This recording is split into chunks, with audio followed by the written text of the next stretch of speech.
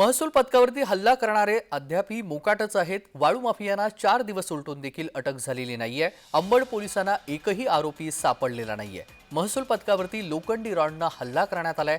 Hyva आणि Bolero जीपची देखील वाळू माफियांनी जीप पळवलेली आहे। जालना जिल्ह्यातील अवैध वाळू उपसा करणाऱ्या वाळू माफियांवरती जालना पोलिसांकडून मोठ्या प्रमाणावरती कारवाई सुरू असतानाच महसूल पथकावरती हल्ला झालाय। गणेश जाधव आपले प्रतिनिधी जोडले गेलेले आहेत। गणेश, हायवा आणि बोलेरो जीप देखील वाळू माफियांनी पळवून नेलेली आहे। गंभीररित्या हल्ला करण्यात आलाय, तरीही जे आरोपी आहेत ते मोकाट आहेत। काय सविस्तर माहिती आहे आणि पोलिसांकडून याबाबतची काय माहिती देण्यात आली आहे? तेजस, महसूल पथकावर वारंवार नेहमीच हल्ले होत असल्याचं आपल्याला पाहायला मिळते। जालन्यातले जे आहे महसूल पथकावर जे हमला करणारे वाळू माफिया 4 दिवस उलटून देखील अजूनही मोकाटच फिरत आहेत। मात्र अंबड पोलिसांना एकही आरोपी कसा सापडत नाही असा सवाल देखील या ठिकाणी महसूल पथकाकडून उपस्थित होते।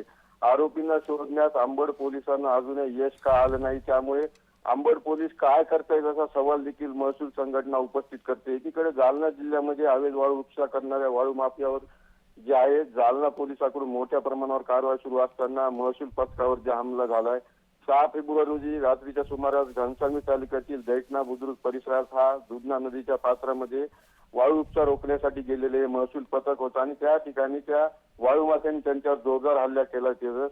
आणि त्यात आंतरवाली टेंबीजवळ मंडळ अधिकारी पी.टी. शिंदे यांना जे आहे दगड लागून ते गंभीररित्या जखमी झालेले आणि त्यांनी राणी उंचेगाव येथील मंडळ अधिकारी एस.पी. बाळापुरे हे देखील या ठिकाणी पथकात गेले होते आणि त्या ठिकाणी त्यांच्यावर हल्ला झालेला आहे। तर महसूल पथकाचे प्रमुख शिंदे यांच्यावर त्यामुळे अंबड पोलिसांना एकही आरोपी सापडलेला नाहीये। धन्यवाद गणेश, आपण दिलेल्या सविस्तर माहितीसाठी।